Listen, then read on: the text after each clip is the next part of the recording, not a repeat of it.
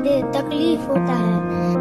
पढ़ेंगे लिखेंगे लड़ेंगे जीतेंगे। बताओ अगर आपके बन जाते तब भी आप यही सुविधा रखते क्या? क्या मिला है आज तुमको खाने में?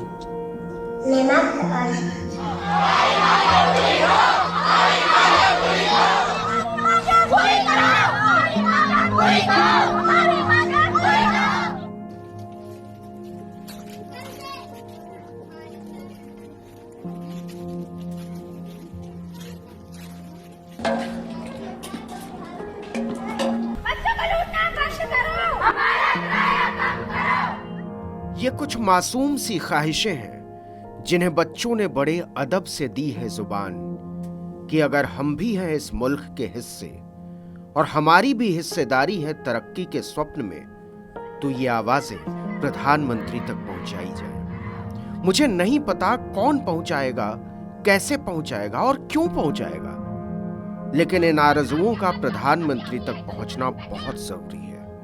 देश के छोटे छोटे बच्चों का सवाल है। बहुत दिक्कत होता है, बिल्डिंग बना दे तकलीफ होता है। बहुत पढ़ने में बारिश होता है तो इधर उधर भागना पड़ता है। धूप भी लगता है तो भागना पड़ता है इधर उधर। फटे हुए कपड़ों में आधी भीगी आधी सूखी ये बच्ची क्या याद रहेगी नरेंद्र मोदी को जब वो लाल किले से लच्छेदार भाषण दे रहे होंगे? कटार जैसी कलफ वाले डिजाइनर कपड़ों में 72 गज की पगड़ी पहनकर लहराते और झूमते हुए। सवाल बहुत सीधा और साफ है। जब नरेंद्र मोदी अपनी 12 साल की उपलब्धियों का बखान कर रहे होंगे तो उन्हें याद रहेंगी फटे कपड़ों में, फटे चप्पलों में और आधा पेट खाकर कलम और किताब मांगती बेटियां, स्कूल मांगती बेटियां, स्कूल को जाने वाली सड़क मांगती बेटियां। माझं नाव आदित्य गोरे, गुजरात माझं नाव स्मिता शेख, आमचं गाव पेगलवाडी आहे, छोटंसं गाव आहे आमचं। इनके पास माइक नहीं है तो सड़क किनारे फेंकी हुई पानी की बोतल को माइक बना लिया। सूबा महाराष्ट्र, जिला नासिक, तालुका त्रयंबकेश्वर, गांव गोहिरेवाड़ी के इन बच्चों को अभी भी भ्रम है कि पत्रकार उनकी आवाज उठाते हैं और सरकार उन पत्रकारों की सुनती है। कहती है बच्ची, सड़क की हालत बहुत खराब है, हमारे कपड़े गंदे हो जाते हैं, कुछ इंतजाम करो साहब। सुना है मुल्क के पास हाकिमों की हवेलियां चमकाने के लिए बहुत पैसा है। आम्हाला शाळेत जायला त्रास होतो, कपडे सारे माखून जातात चिखलाने। आमची हीच इच्छा आहे की आमचे रस्ते थोडं चांगलं व्हायला पाहिजे, सगळं चांगलं व्हायला पाहिजे, एवढीच आमची इच्छा। उम्मीदों के चिराग की तरह चमकती इन बच्चों की आंखों को नहीं मालूम कि हुकूमत के साहिबे मसनद ने हक मांगने की हूक को सबसे बड़े गुनाह में तब्दील कर दिया है। ये फूलों की गजरे, ये पीकों की छींटे, ये बेबाक नजरें, ये गुस्ताख फिक्रे, ये ढलके बदन और ये बीमार चेहरे। इन बच्चों को नहीं पता कि जिन्हें वो पत्रकार समझ रहे हैं वो कब के सरकार बहादुर की एक नजर पाने के लिए हुलसने वाले झुंड में तब्दील हो चुके हैं। सर ये आज ये नया लुक और ये असम वाली है ये लिजलिजापन था और ये जारी है, लेकिन हमारा सवाल है ये लिजलिजापन क्यों और किसके लिए? एक थाली दिखाते हैं आपको।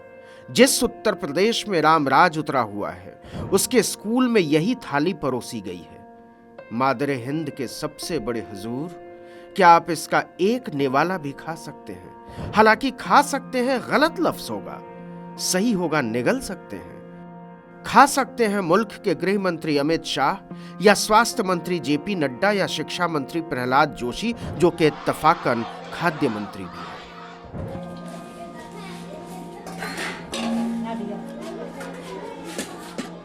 अब इस थाली की जांच चल रही है, लेकिन कितनी जांच, कितनी रिपोर्टें और हर जांच के बाद उन्हें ढकने छिपाने की कितनी बेहयाइयां।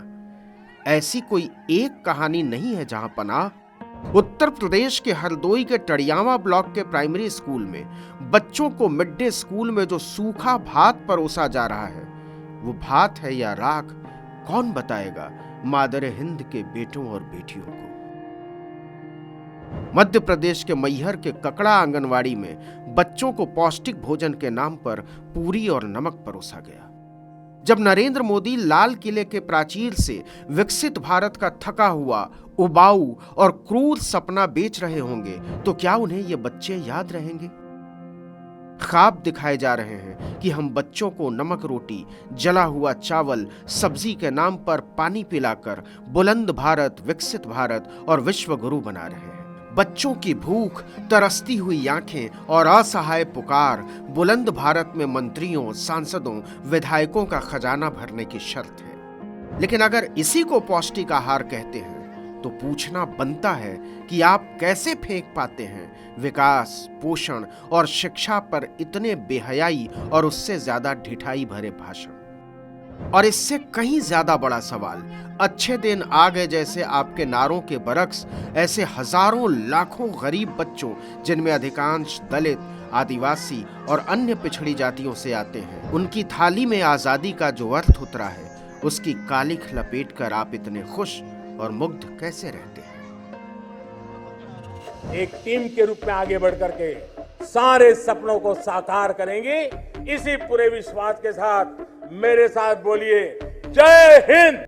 कैसे बोल लेते हैं वतन से इतने झूठ, कैसे कर लेते हैं इतने फरेब, कैसे दे लेते हैं इतने धोखे। हमीरपुर में बच्चे तिरंगा लेकर डीएम से मिलने निकल गए कि सुना विकास की बहार आई हुई है। हम बच्चों की पुकार भी सुन लो, स्कूल जाने वाली सड़क बनवा दो डीएम साहब।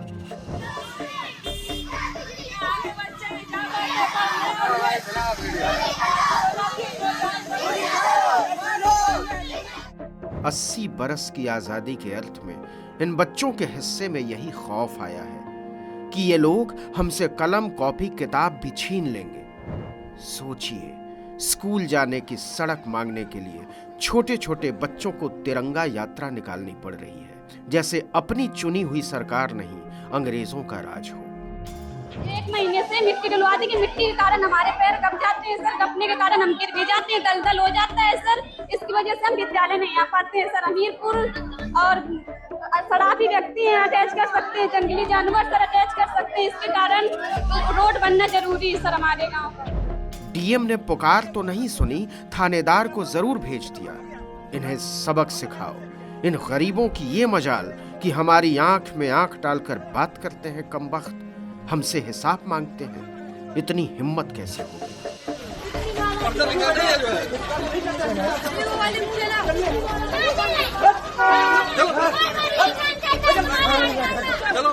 नोएडा तो दिल्ली से सटा हुआ है बिल्कुल, उत्तर प्रदेश का सबसे चमकता हुआ शहर है। प्रधानमंत्री और मुख्यमंत्री का अक्सर आना जाना होता है। बस एक तस्वीर देख लीजिए।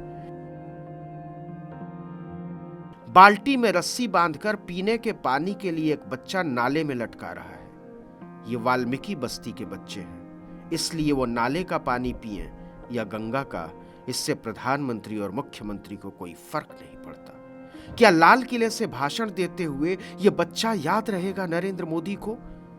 ये सारी तस्वीरें एक दूसरे से जुड़ी हुई हैं, गरीबी, बेकारी और अशिक्षा के चुंबक से। फिर भी ये बच्चे मुस्कुराते हैं, नमक रोटी खाकर, सब्जी के नाम पर नमकीन पानी पीकर, नाले से पानी खींचकर। प्रधानमंत्री जी जानते हैं क्यों? क्योंकि इन बच्चों को लगता है भूखे पेट रहकर 4 अक्षर पढ़ लिया तो इस जुल्म और जिल्लत की अंधेरी दुनिया से थोड़ा तो बाहर निकलेंगे। लेकिन आप तो उनके हाथ से वो ढिबरी ही छीन लेना चाहते हैं जिसमें वो अपनी हिम्मत, मेहनत और उम्मीद का तेल डालकर अंधेरे से निकलने की कोशिश कर रहे हैं। बहुत दिक्कत होता है। इन 4 शब्दों के गागर में दुख के 7 समंदर सूख जाएं। नरेंद्र मोदी क्या उस हिम्मत का मोल समझते होंगे जिसे जुबां पर लाने के लिए पाताल की कंदराओं से टकराते हैं इन बच्चों के कंठ?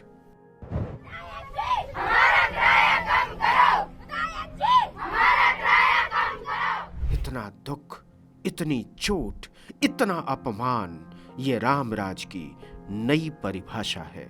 और इस परिभाषा में सबको बस अपने आप को समेट लेना है, समा लेना है, बच्चों की चमकती हुई आंखें जुल्म और जालिमों को ललकारती हुई पूछती हैं, कब तलक, कब तलक, कब तलक।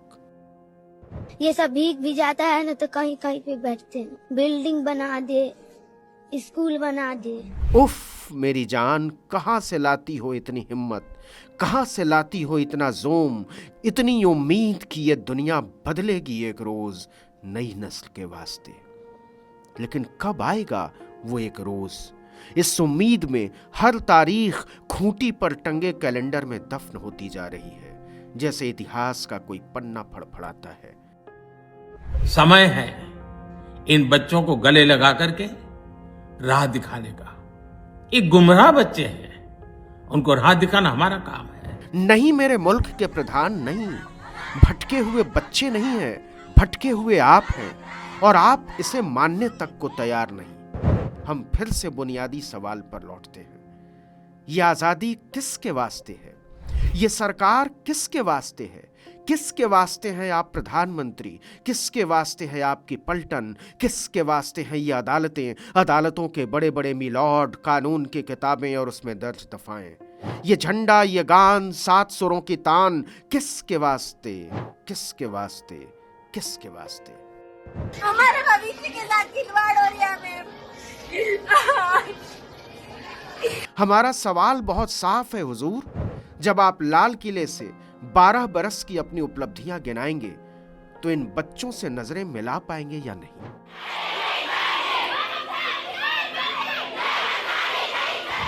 ये बच्चे न लेफ्ट के हैं न राइट के, न हिंदू न मुसलमान, न सिख न क्रिस्तान, न आदिवासी न आतंकवादी, न पाकिस्तानी न नक्सलवादी। इनको तो आप किसी भी दर्जे में नहीं रख पाएंगे हुजूर। फिर क्यों भाग रहे हैं इनकी मासूम निगाहों से? ये निगाहें पूछ रही हैं, कहाँ है मेरी भारत माता, कहाँ है मेरा देश? हम भी 18 के होंगे, हमारा भी वोट का टाइम आएगा। देखते हैं किससे वोट देंगे। एक भी किसी सरकार को वोट नहीं देने के। सारे के सारे चोर हैं, सारे चोर। किस खांचे में रखेंगे इन बच्चों को बादशाह सलामत? इन 7, 8, 9, 10 बरस के बच्चों को? ये किसी भी राजनीति से प्रभावित नहीं है, सिवाय मनुष्यता की राजनीति के, सिवाय समानता की राजनीति के, सिवाय बंधुत्व की राजनीति के। मजहब नहीं सिखाता आपस में बैर रखना, हिंदी है हम वतन है हिंदुस्ता हमारा। बच्चे तो गा रहे हैं मजहब नहीं सिखाता आपस में बैर रखना, लेकिन आप क्या कर रहे हैं हुजूर, और क्या सिखा रहे हैं इस देश को? एक भी कमरा सही नहीं है। इस जहर के बावजूद अगर ये बच्चे मोहब्बत और अमन के गीत गा रहे हैं तो सिर्फ इस वजह से कि इस वतन की मिट्टी में मोहब्बत है, भाईचारा है, लोकतंत्र की ललक है। रहता है दिल वतन में, समझो वही हमें भी, दिल हो जहां हमारा। तो बताइए ना प्रधानमंत्री जी, क्या याद रहेंगे ये बच्चे जब लाल किले के सामने दिखाई दे रही होगी एक मस्जिद, एक मंदिर, एक गिरजा, एक गुरुद्वारा? इन बच्चों पर आप कौन सी तोहमत डालेंगे? ये नासिक का वीडियो है, ये हमीरपुर का वीडियो है, ये महाराष्ट्र का वीडियो है, ये उत्तराखंड का वीडियो है, और ऐसे हजारों वीडियो। नहीं, मैं नहीं पढ़ती हूँ। मम्मी के पास पैसा नहीं है। इन बच्चों की पुकार पर आपको बोलना चाहिए 15 अगस्त को इस देश के प्रधान सेवक, क्योंकि हमारी सबसे बड़ी बुनियाद ही शिक्षा है, और आप तो भारत में नई शिक्षा का सूत्रधार कहलाने की फिराक में है। भाई बहन, इन लोगों का भविष्य खराब हो रहा। पिछले 1 साल हो गया हमारे यहाँ बिजली नहीं दे रहे। ये बच्चे कोई IIT की मांग नहीं कर रहे हैं, कोई IIM की बात नहीं कर रहे हैं, विज्ञान की कोई बहुत बड़ी यूनिवर्सिटी नहीं मांग रहे हैं, सीधे साफ सुथरे प्राइमरी एजुकेशन की बात कर रहे हैं। अभी बोल रहे हैं कि कर रहे सब सुविधा, कुछ नहीं कर रहे हैं। छोड़ दीजिए, AI में झंडे नहीं गाड़ पाए हम, हमारे पास गूगल नहीं, एप्पल नहीं, माइक्रोसॉफ्ट, फेसबुक और इंस्टा नहीं। मुख्यमंत्री आप बोलते बेटी बचाओ बेटी पढ़ाओ, रोड ही नहीं होगी तो बेटी कैसे पढ़ेगी? हमारे बच्चे तो 21वीं सदी के 26वें बरस में चीख रहे हैं कि प्राइमरी स्कूलों तक पहुंचने के रास्ते नहीं है। पहुंच गए तो क्लासरूम नहीं है, क्लासरूम छोड़िए छत नहीं है, वो भी छोड़िए।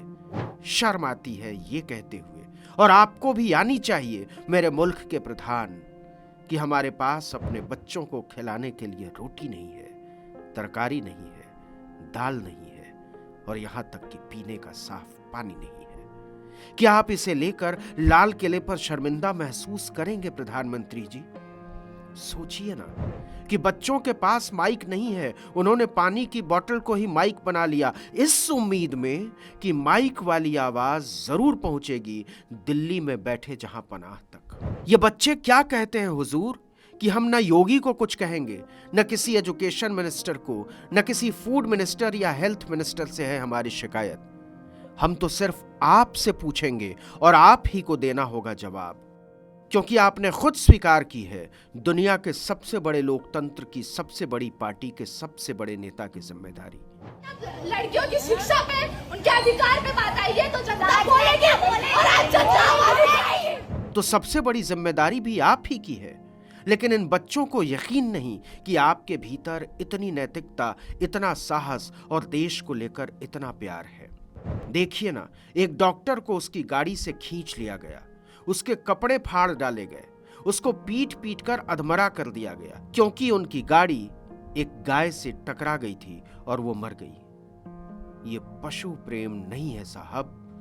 धर्म के नाम पर इंसानों से नफरत का जो प्रयोग आपने चलाया वो अब मुसलमानों तक सीमित नहीं रहा है। एक गाय के लिए आदमी को लगभग मार डालना, वो भी एक डॉक्टर।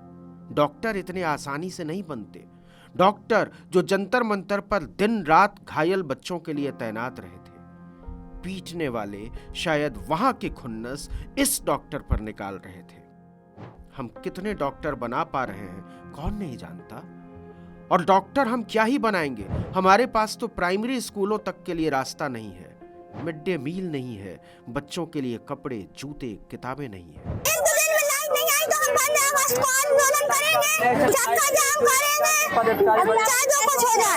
एक ही समय की दो तस्वीरें हैं ये।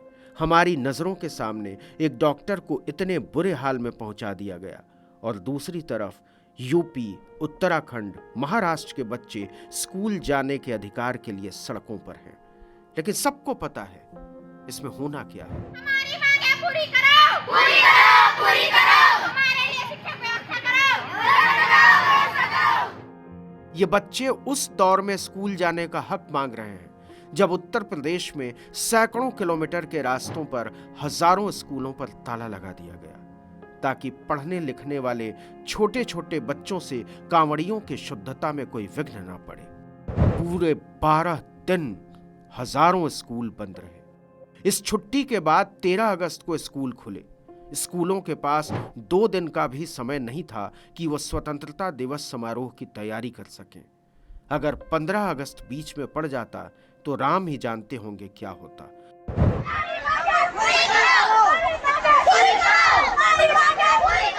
फिर भी हम कहते हैं, बिल्कुल करिए जलाभिषेक, और अकेले सावन में क्यों, पूरे साल कीजिए, हमें कोई दिक्कत नहीं है। आप कांवड़ियों के पैर दबाइए, उन पर फूल बरसाइए, उन्हें चिलम पिलाइए, और इसके लिए पूरे देश को बंद कर दीजिए। लेकिन हमें इस बात से जरूर दिक्कत है कि इस महान देश के बच्चों के स्कूल जाने की सड़कें नहीं हैं, किताबें नहीं हैं, उनके लिए कपड़े नहीं हैं, उनकी थाली में रोटियां नहीं हैं। ये तमाम तस्वीरें क्या याद रहेंगी प्रधानमंत्री जी, जब आप लाल किले से इस महान राष्ट्र को संबोधित कर रहे होंगे? हमें इसकी उम्मीद तो नहीं है। अगर आपके पास जाते तब भी आप यही सुविधा रखते क्या? लेकिन इससे ये सच नहीं बदल जाएगा कि योजनाओं का नाम बदल देने से, शहरों के नाम बदल देने से, यहां तक कि गांवों और मोहल्लों के नाम बदल देने से, मंदिरों मस्जिद के नारे बुलंद करने से कागजी विकास तो चमक सकता है, लेकिन असल में गरीब बच्चों की भूखी थालियां सारे भेद खोल देती हैं। आप नहीं जानते जहां पनाह, भूख, आग होती है, ऐसी आग जो जुल्म और ज्यादती को जलाकर खाक कर देती है। हमारी मांगे पूरी करो, पूरी करो, पूरी करो, हमारी मांगे पूरी भूख की आग को तो आप 5 किलो अनाज से शायद कुछ हद तक दबा भी दें, दफन भी कर दें, लेकिन न्याय की चाह का क्या करेंगे? बराबरी की चाह का क्या करेंगे? क्या करेंगे बंधुत्व की चाह का? किसकी है ये आजादी? मुल्क के बच्चे पूछ रहे। ये ढल के बदन